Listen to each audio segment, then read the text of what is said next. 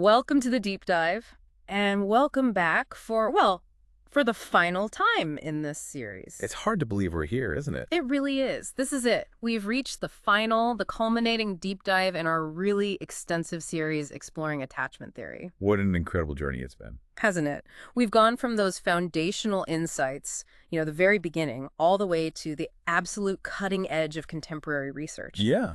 So today, our mission, our goal for you, is to weave together all those rich threads of understanding we've been tracing. That's right. We're going to synthesize the historical arc, the whole story of attachment theory's development. Yep, map out its current landscape, where things stand right now. And then really critically examine the entire field through the very distinct and, I think, profoundly insightful lens of Dr. Patricia Crittenden's Dynamic-Maturational Model. The DMM. The DMM. It's offered such a different perspective throughout our recent discussions. Absolutely. It's a truly revolutionary reinterpretation in many ways. Yeah. So we'll illuminate how its emphasis on danger, that's key on sophisticated information processing, and on viewing all behaviors as ingenious adaptive strategies. Even the ones that look maladaptive. Exactly. How that view either challenges or maybe sometimes powerfully complements the mainstream attachment views we've covered. And then, crucially, where do we go from here? Yes. We're going to discuss where the field of attachment theory absolutely must go from here, highlighting its immense potential for yielding even richer, more practical insights into human behavior and the complex tapestry of psychopathology. It feels like the perfect capstone to everything we've explored. It's amazing to think back to where we started, right? John Bowlby's groundbreaking vision. Such a foundational figure. We learned he saw attachment not just as some, warm, fuzzy feeling, but as a psychobiological and evolutionary drive for survival itself. Critically important, not just learned behavior. Exactly. It's a fundamental, wired-in drive shaped by natural selection over millennia, all to maximize an infant's chances of survival and ultimately reproduction. Mm-hmm. His original theory made it so clear. These behaviors we see, seeking closeness, crying out when separated, they rose specifically to protect and comfort when there's danger. Right. The attachment system, like we discussed, it's like an internal radar constantly scanning the environment. Is my attachment figure nearby? Are they accessible? Are they paying attention? That constant query. Yeah, and that determines the child's felt security, how safe they feel inside. Yes. And building right on Bowlby's, really robust theoretical foundation, we then explored Mary Ainsworth's pivotal strange situation procedure. Ah, the strange situation. Such an ingenious method. Isn't it? That carefully calibrated approach. It was designed specifically to gently activate an infant's attachment system, usually around 12 months of age, by introducing mild controlled stress. Right, those separations and reunions. Exactly, and observing their responses. What it allowed us to see were those distinct infant patterns that had become so foundational to the field. The secure pattern, insecure avoidant, and insecure resistant. The classic ABCs. Precisely. And of course, we also delved into the later equally vital identification of insecure disorganized attachment, the D-patterned primarily by Mary Main and her colleagues. Yeah, that was a crucial addition. But Ainsworth's work didn't just categorize, did it? It crucially emphasized parental sensitivity. Derived from those amazing home observations. Exactly. The consistent, attuned, and appropriate responses of the caregiver. She saw that as the key factor shaping these patterns. And throughout our entire series, we've really tried to hammer home that core idea.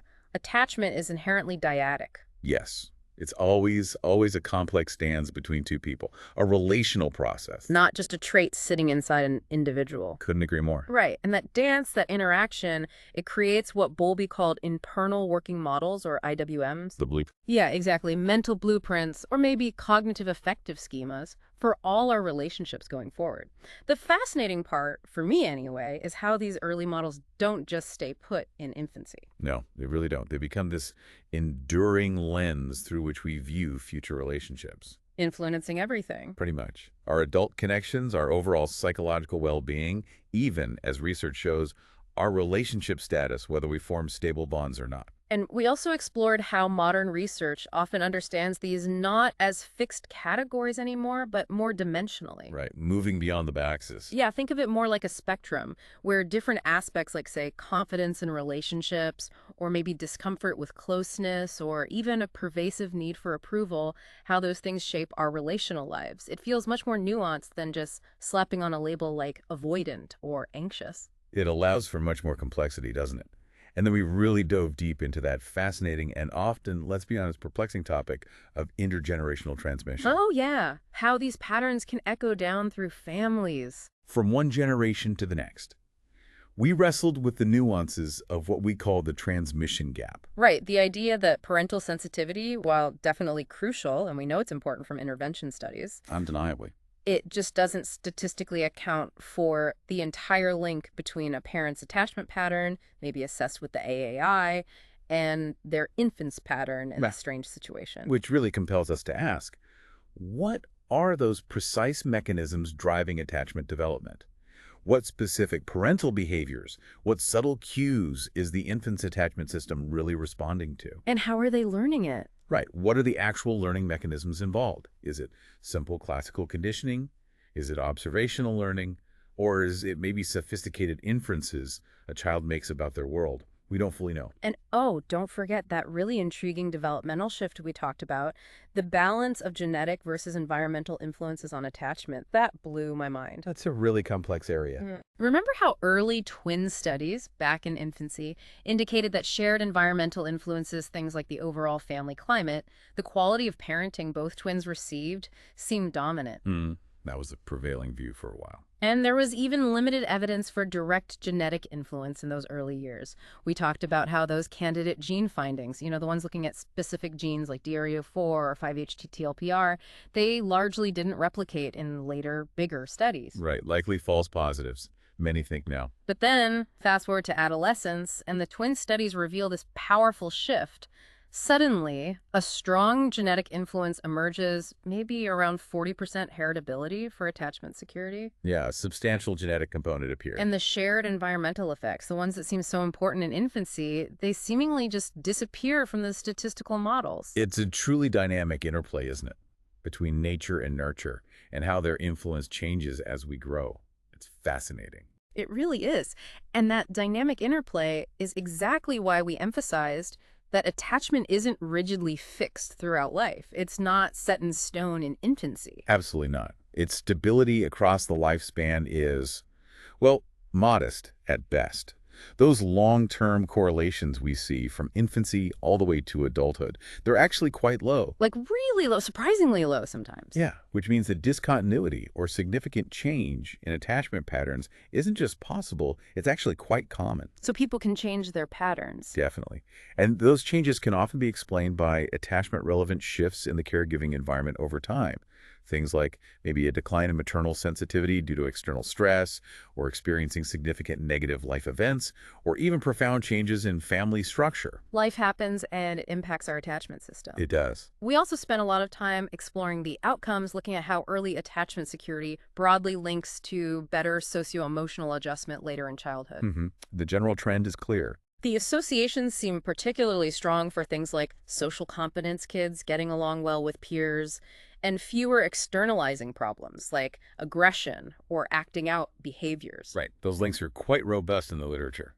We noted a weaker but still detectable link with fewer internalizing problems, things like anxiety or depression. Yes, that link is often a bit more complex. And we acknowledged the crucial role that measurement plays there. How do you accurately measure internal struggles? Yeah, exactly. It's harder to capture. And then in adulthood, we saw consistent, often quite robust links between insecure attachment and various mental health challenges. Yeah, the list was pretty long. Depression, generalized anxiety disorder, loneliness. Emotion regulation difficulties show up strongly, consistently correlated. Especially with anxiety, right? Yes, attachment anxiety often shows particularly strong correlations across the board, including, quite strikingly, with borderline personality disorder features. That connection was really pronounced in the data we looked at. It certainly highlights the clinical relevance. And then, in our most recent deep dives, we really dedicated significant time to introducing Dr. Patricia Crittenden's Dynamic-Maturational Model. the DMM. which, as we said, is this profound reinterpretation. It anchors attachment squarely, fundamentally, on surviving danger. Not just seeking comfort or security. Precisely. Yeah. It views all human behaviors, even those traditionally labeled maladaptive or disordered, as well as ingenious, stunningly competent, self-protective strategies. Strategies for survival. Exactly. Adaptive responses developed for very specific, often dangerous contexts.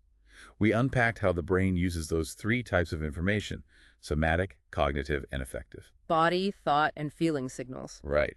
And how the parent acts as the primary interpreter of reality, teaching the child how to transform that information, filter it, distort it sometimes to accurately predict danger in their unique environment. That concept of information transformation was key. Crucial. Yes, and we delved into the DMM's incredibly detailed lifespan strategies. I mean, the level of detail is amazing. It really maps development intricately. From those compulsive A patterns and extreme C patterns we see emerge in preschoolers, remembering that chilling concept of false positive affect. The smiling when hurt. Yeah, and the hidden fear that often lies behind overt aggression in some kids, to the more complex, punitive, and seductive strategies that emerge in school-aged children. Where cognition gets more involved. All right.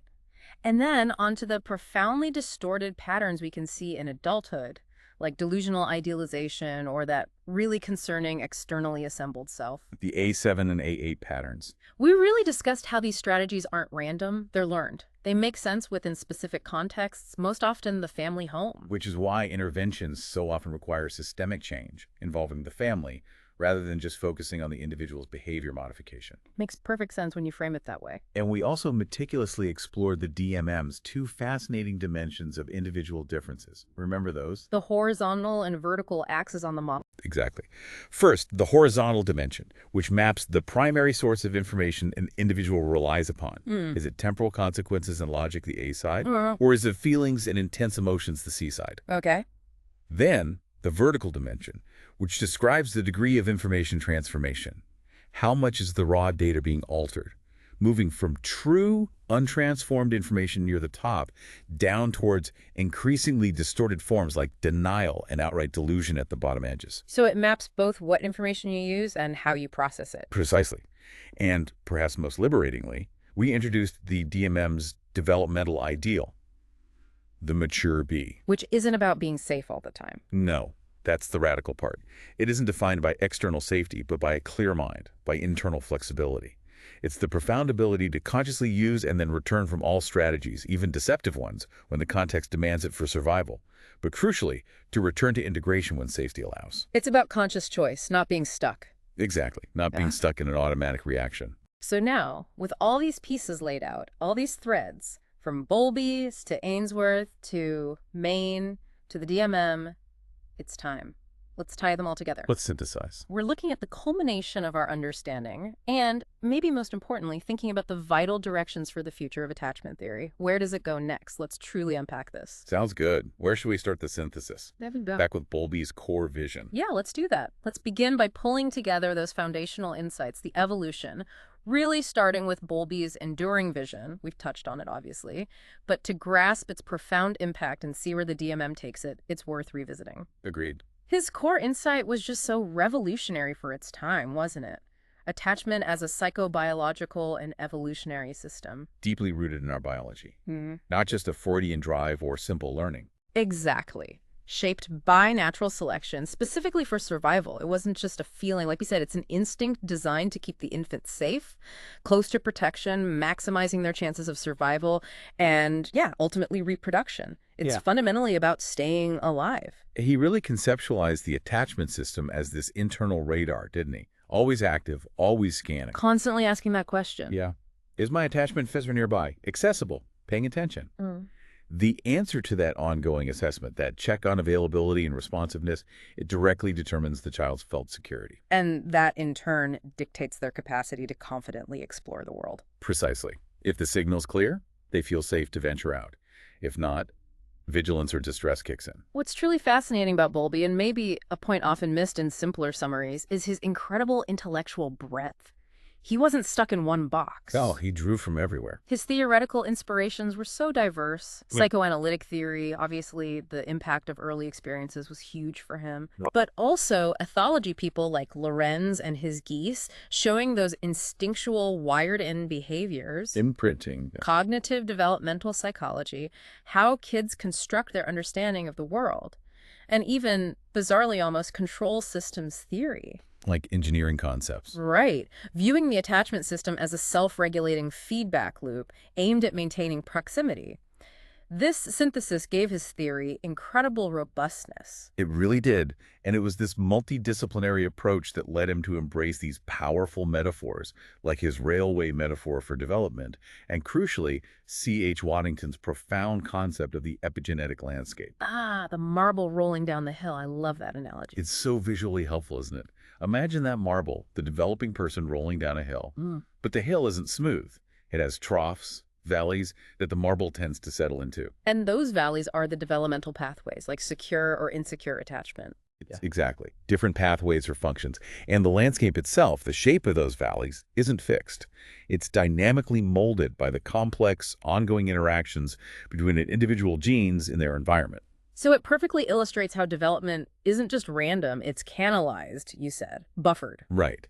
There's a strong tendency for the developmental trajectory of the marble to stay within a particular pathway. It makes it less likely for the person to deviate greatly from that course. But, and this is the critical nuance. Change is possible. Yes.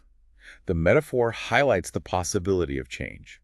If strong enough environmental pushes occur, think major life events, therapy, a new supportive relationship, they can actually shift the marble into a new valley, altering the trajectory.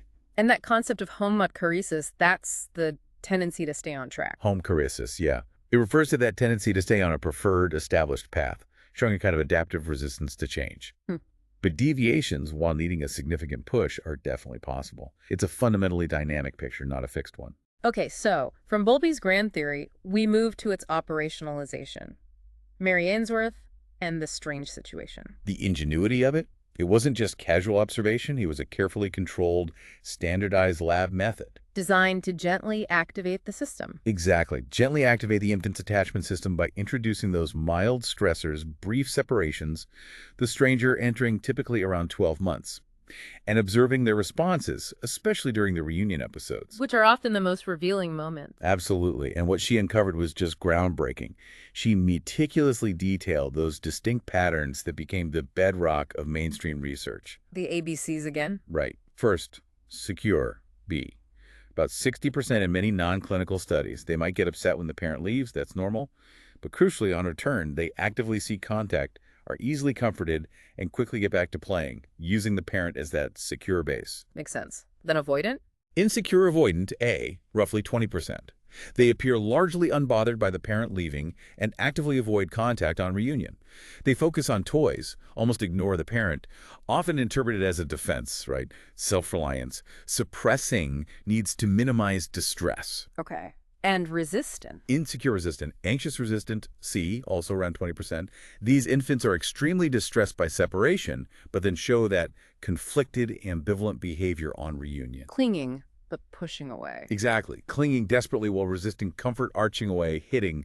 They seem really hard to soothe, caught between needing closeness and feeling angry or frustrated. And then D, disorganized. Added later, primarily by Mary Main and colleagues.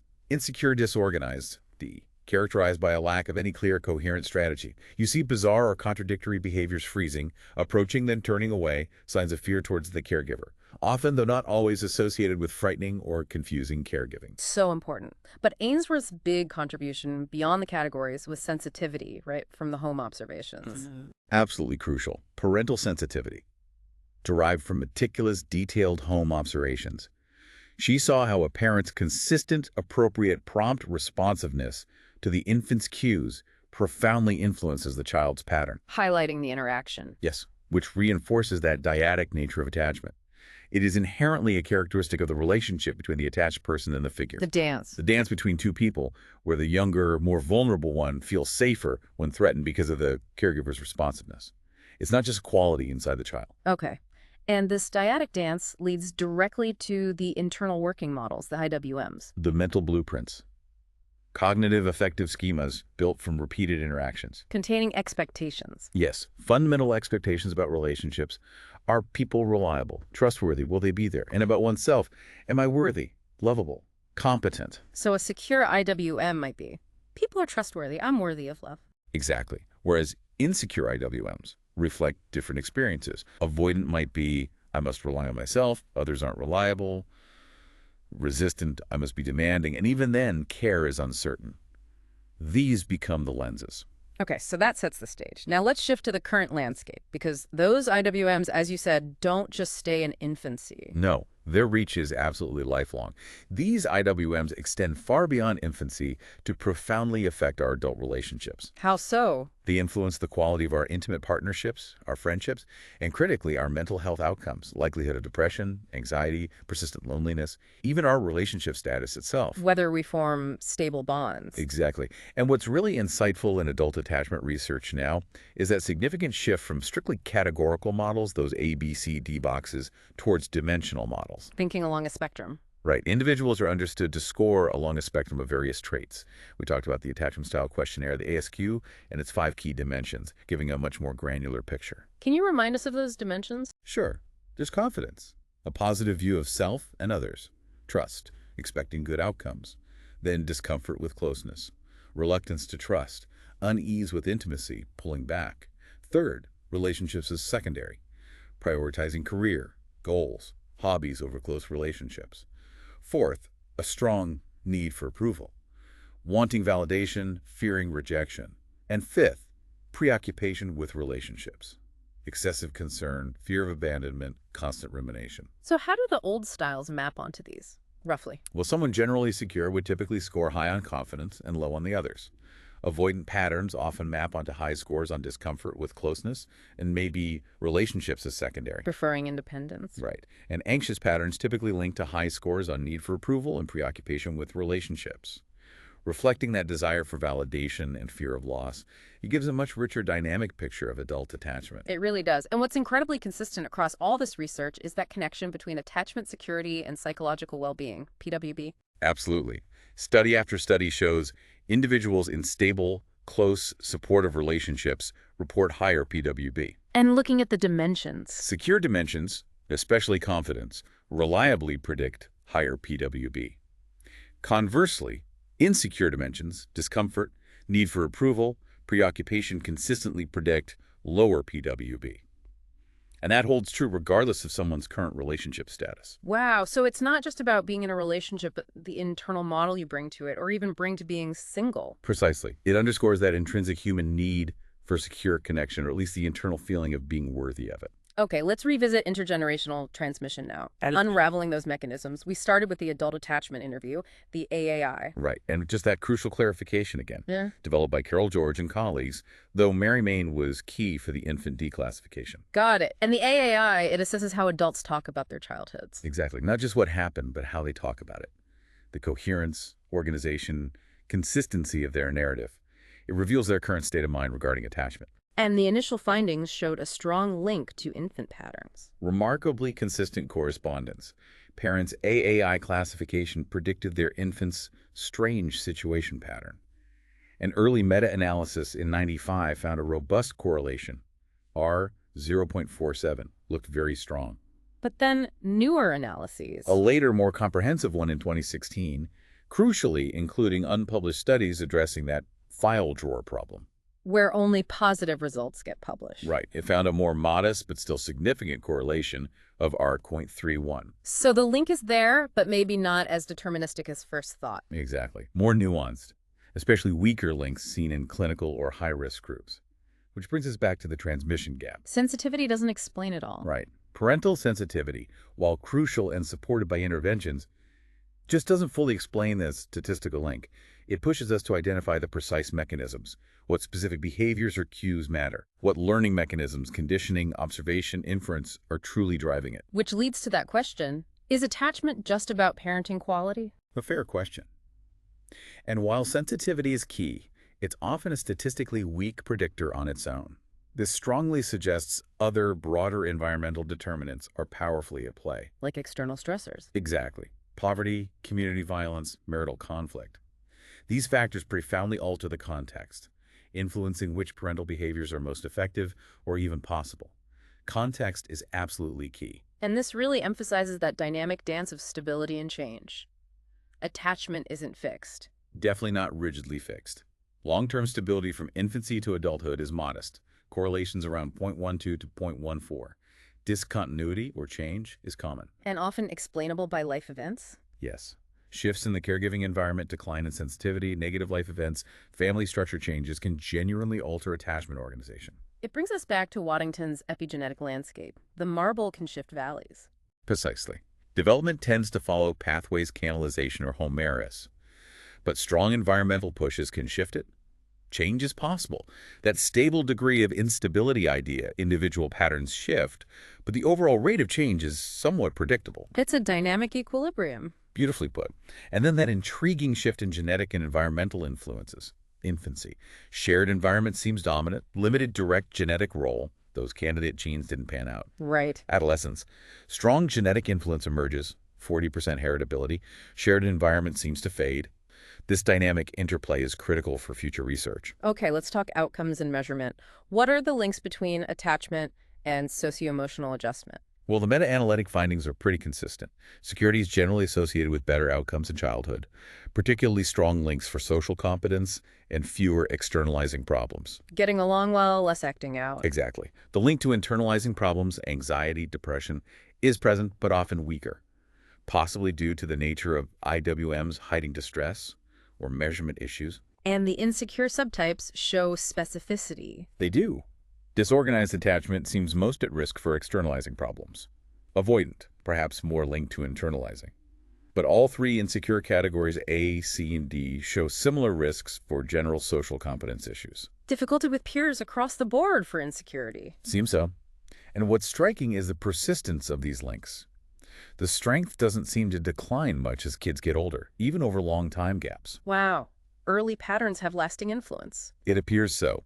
And measurement methods matter hugely here. How so? More objective measures, teacher reports, direct observations yield larger effects for externalizing problems compared to just maternal reports. Yeah. Assessments of social competence not involving close friends show stronger links than reports from close friends. So we need objective, multi-informant measures. Critically important. Yeah. And the biggest elephant in the room, causality. Right. Correlation isn't causation. Exactly. Most studies are observational.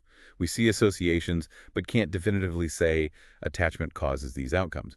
We need more rigorous experimental studies, intervention trials showing change, or sophisticated longitudinal designs to test causal roles. That's a major frontier. Okay. And finally, synthesizing the clinical implications for adult mental health. What do we see there? Strong, consistent correlations. Depression, linked to both attachment anxiety, R.38, and avoidance, R.28. Generalized anxiety disorder, GAD, stronger link with anxiety, R.39, but avoidance too, loneliness. High correlations with both anxiety, R.46, and avoidance, Emotion regulation. emotion regulation difficulty, ERD.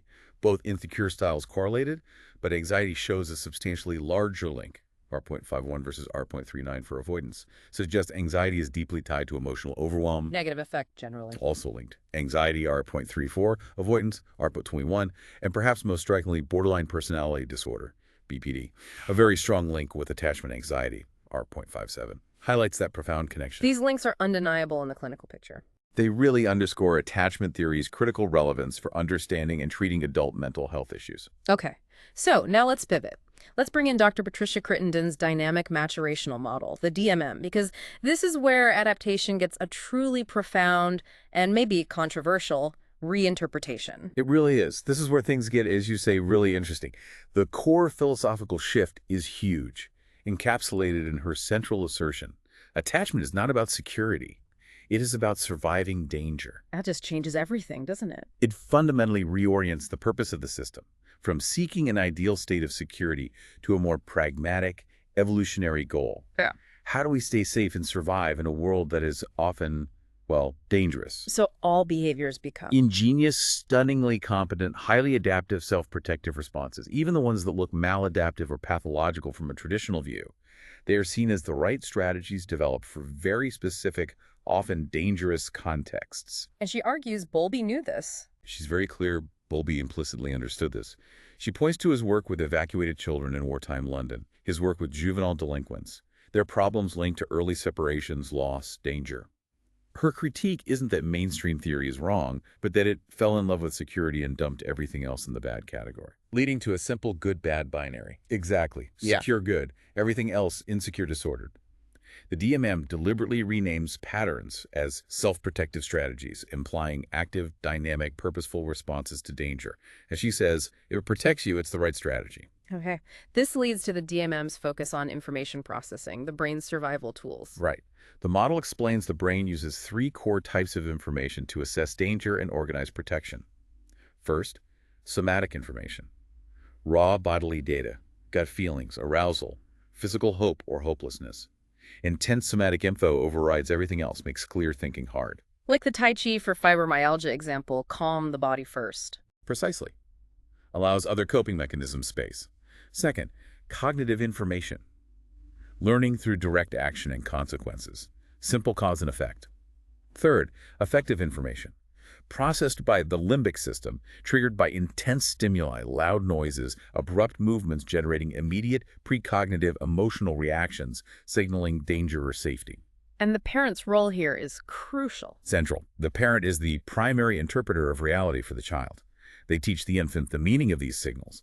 Their reactions, intense anxiety to a whimper, ignoring distress, sculpt the child's developing information processing style. Which leads to information transformation. Yes. In environments where direct signals are unreliable or dangerous to believe, like a smiling but furious mother, the child's brain learns to filter, interpret, sometimes distort raw data to accurately predict danger. So a tight smile might come to mean danger, not warmth. Exactly. Infants learn these complex codes for their environment incredibly early. This ability gets more sophisticated as the brain matures, allowing more nuanced strategies. The DMM also really hammers home that attachment is dyadic, right? A characteristic of the relationship. Absolutely, a non-negotiable dyadic characteristic. The process between two people making the younger one feel safe when threatened. It critiques treating attachment as just an individual trait. These strategies are co-created and maintained in relationships. And it expands beyond infancy. Hugely. It recognizes dramatic, genetically programmed neurological changes continue long after infancy, up to around age 35. These maturational leaps enable increasingly complex, nuanced, flexible strategies across the lifespan. And parents remain important. Critically, shaping strategies not just through protection comfort, but crucially through the meanings they assign to information, modeling how to interpret somatic, cognitive, affective signals in their shared reality. Now, Crittenden also critiques Western psychology's bias towards assuming safety. Yes, strongly. She argues much of Western developmental psychology implicitly assumes a safe environment as the baseline. She views this as atypical, historically and globally, where danger is often constant. So strategies are context-dependent. Radically context-dependent. Strategies dominant in a culture represent the best solution to the problems that historically these people have experienced. What looks maladaptive in one place might be key to survival elsewhere, a call for cultural humility. And she discusses that politically incorrect data on family structure. Right. Her research, and others, shows that significant difference 7 to 8 times in family stability and child security outcomes for formerly married versus cohabiting parents. Now, it's crucial how she interprets this. Functionally, not morally. Exactly. She links the public commitment of marriage to creating a social scaffolding, a more stable protective structure. This structure, she argues, is particularly vital outside the middle class, where external stressors might be higher. It's presented as an observation about how certain structures function to enhance stability. Okay, let's delve into the DMM lifespan strategies now. Really unpack their adaptive function.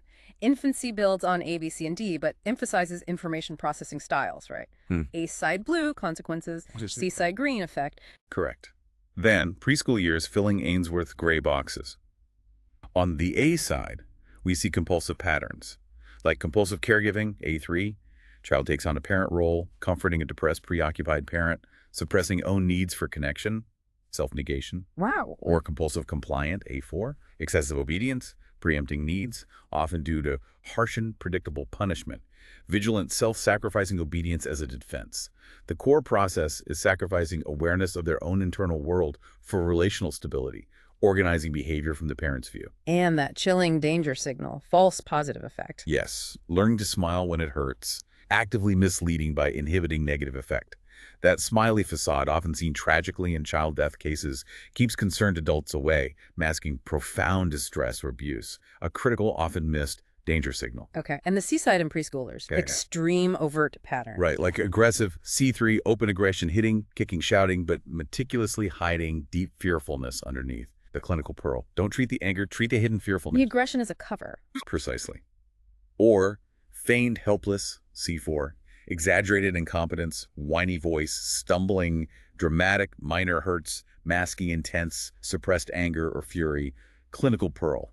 If you work on the helplessness and ignore the inhibited rage, you won't find the problem.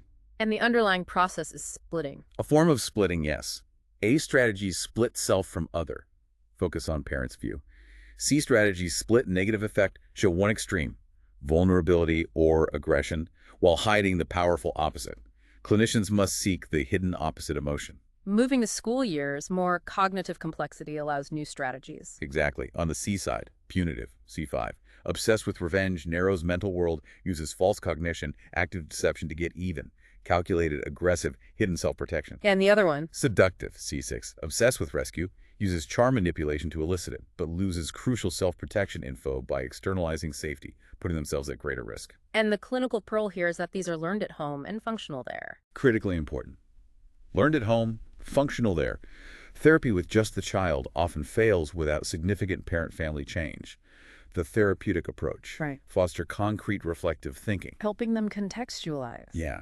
This works with mom, but gets you in trouble at school. Keep the door open to alternatives. Plant seeds. Often, Crittenden says, it's a waiting game for later adolescence, when they can imagine a future outside the family and develop new coping mechanisms as their brain matures. Which brings us to adolescence. Unique, turbulent, brain still maturing. Up to age 35, remember. Crittenden argues the traditional AI is often the wrong tool here for teens still dependent, brain developing, living at home. Their reality is still largely the family context. So what DMM patterns emerge here on the A side? More complex ones. Compulsively promiscuous, A5, swings between extreme self-reliance and rapid superficial intimacy sex with strangers, then retreats when disappointed. High risks, depression common. Or compulsively self-reliant, A6, adopts rigid ideology, only me, nobody trustworthy. Denies need for connection, physically survivable post-puberty, but prevents full adult psychosocial development, intimacy. And the information distortion gets worse. Escalates dramatically for these advanced A strategies. Moves to outright denial of obvious info or true causal statements. Things like, that doesn't hurt, I'm not frightened, against clear evidence. Maintains that narrative of invulnerability, self-sufficiency. And the DMM uses the TAAI to assess this. Yes, the transition to adulthood attachment interview. Modified AI structure, but age-salient questions.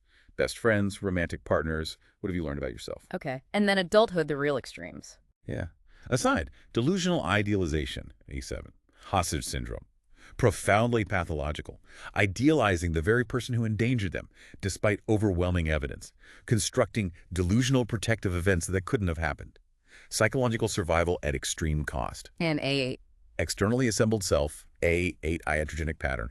Tragic. The individual has no self-generated information and is only externally generated information. Sense of self fragmented, assembled from conflicting external views, multiple foster placements, conflicting diagnoses. A sobering thought for helping field's uncoordinated systems can cause this harm. And Crittenden's finding about foster parents and unresolved loss. Powerful. Every foster parent she studied had an unresolved loss of a family member in childhood. She advocates evaluating foster parents equally to bio parents for unresolved losses past, current, anticipated future, because these profoundly shape caregiving capacity and can contribute to patterns like A8. And the seaside extreme in adulthood. Broadly termed psychopathy, AC. Profound difficulties integrating information, lack of empathy, pervasive antisocial behavior. These extreme patterns, A7, A8, AC, or C7, C8, are deep water. That's Crittenden's term. She acknowledges we don't know how to fix these disorders often. They're below the black line in the DMM circle. Danger to self others, often need protected environments. She uses patient, from Latin to suffer, to emphasize their suffering and lack of agency. So with all these complex, often difficult strategies, what is the DMM's developmental ideal? It's such a profound answer, her core philosophy. Every behavioral strategy is the right strategy for some problem. But no strategy is the best strategy for every problem. We need them all. So the ideal isn't one strategy. No, the ideal is the mature B, or earned B, defined not by external safety but by internal flexibility and a clear mind. It's the ability to consciously recognize and strategically use all information transformations, even deception when context demands it for survival, Or crucially. without getting stuck, and being able to consciously return to open, integrated, truthful communication when safety allows. Conscious choice and adaptation, not automatic reaction. That is incredibly liberating.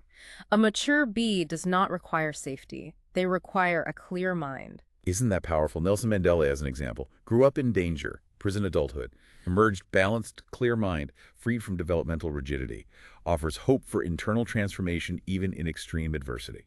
And achieving this requires full brain maturation. Yes, continuing to around age 35, allowing for the highest levels of cognitive, emotional complexity, nuance, conscious choice. Okay, let's quickly recap those two dimensions of individual differences in the DMM. Horizontal first. Horizontal dimension, primary source of information relied upon. A side, blue. Temporal consequences, logic, cause-effect, facts. C side, green. Feelings, intense emotions, visceral responses, affect soma. Balanced B integrates both. Further out, more distorted rigid reliance on one type. Got it. And vertical. Vertical dimension, degree of information transformation. Top, near B. True, untransformed information. What's perceived accurately predicts reality. Bottom, extreme edges. Increasingly transformed information. Generalizing, falsifying, denying delusional info. Learned as necessary for survival in dangerous environments where transformed info predicts danger better. So the clinical implications are huge. Shift focus from behavior to information processing. Fundamentally, worry less about changing behavior and more about changing the way the patient's mind understands information. Leverage is at the information processing level, fostering flexibility from the inside out. And understand the context and utility first. Don't take away the shield under fire. Exactly. Understand why the strategy exists and what it does for the person before trying to change it. And the critical takeaway for therapists, know yourself. You are the tool. Absolutely essential. Understand your own self-protective strategies, your A or C defaults, your biases from your history. Without that self-knowledge, you can't regulate effectively for the patient or ethically use yourself as a therapeutic instrument. Deep self-reflection is non-negotiable. Okay, powerful stuff. Now let's look forward. Where is the field of attachment theory going? Unresolved issues, future priorities. Let's start with measurement and causality, again, sharpening our tools. Absolutely critical area. The field desperately needs better measures. Tools allowing direct assessment of the relationship between indicators, error, and underlying constructs. Using techniques like disattenuation of error to remove inaccuracies, reveal true connections. And consistency over time. Huge priority. Developing tools for reliable, consistent measurement over extensive periods, bridging gaps between different instruments in constrained situation versus adult AAI that muddy long-term stability findings. And the categories versus dimensions debate, still ongoing. Very much so. Need research to clarify. Truly distinct categories or continuous dimensions. Advanced stats, taxometrics, factor analyses, often suggest dimensions, challenging traditional views. Future work needs to contrast these approaches, understand overlaps, like between resistance and disorganization. And establishing causality remains paramount. The crucial limitation. Dearth of experimental studies or robust cross-slag longitudinal designs. We need rigorous designs, intervention trials, complex longitudinal models to move beyond correlation to definitively test causality. And refining outcome assessment, more objective measures. Yes, prioritize objective, multi-informant measures, teacher reports, direct observations, physiological markers over potentially biased self-reports or single sources. These often show stronger, more reliable links. Okay, moving to mechanisms and influences, unraveling the how. Beyond general sensitivity, we need to pinpoint the precise inputs. What specific parental behaviors, subtle nonverbal cues is the system responding to, and the learning mechanisms, conditioning, observation, inference. Getting granular is key. And look beyond just parenting quality, broader environment. Absolutely. Explore external stressors, poverty, violence, marital conflict, and how they interact with parenting, influencing which behaviors are operative or effective in different contexts. Context is everything. And continue exploring that dynamic genetic environmental shift. Definitely. Needs adequately powered genome-wide association studies, GWAS, learning from past false positives with candidate genes. Understand the complex genetic architecture and its interaction with changing environments across the lifespan. And the role of all caregivers. fathers, grandparents, siblings, foster parents. Crucial. Expand research beyond primary caregivers. The transmission gap likely involves many influences. Need a comprehensive, systemic view of attachment development. What about neuroscience? What are the priorities there? Huge potential. Leveraging animal models for experimental manipulation, study neurobiological mechanisms, early experiences, brain changes, circuits, stress response, not feasible in humans, builds on Bowlby's ethological roots. And physiological impacts in humans. Critically examine the interplay, attachment patterns, stress reactivity, HPA axis, inflammation, immune function.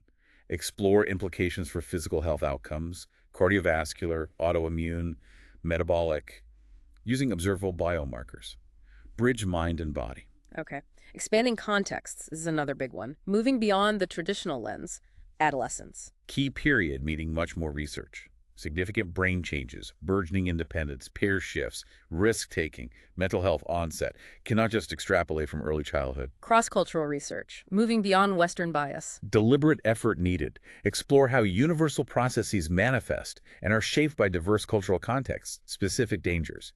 Actively ask how infants within their cultures use probabilistic reasoning to predict caregiver behavior.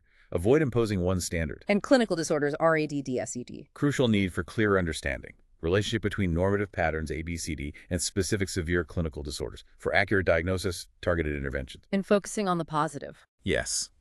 Expand research beyond risk pathology. Investigate attachment's role in promoting positive pro-social behaviors, empathy, compassion, altruism.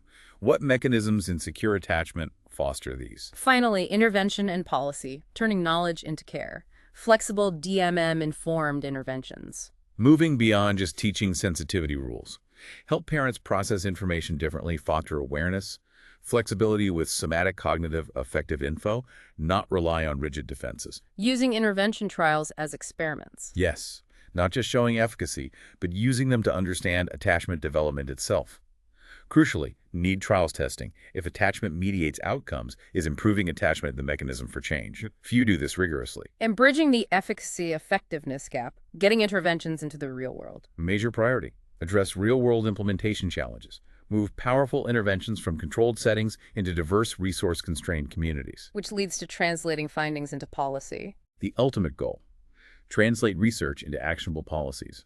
Equitable parental leave, high-quality early childhood education, improved foster care, prioritizing stability, relational continuity, integrated interventions across systems, mental health, education, social services, justice, directly address potential iatrogenic harm from uncoordinated systems. Wow. Okay.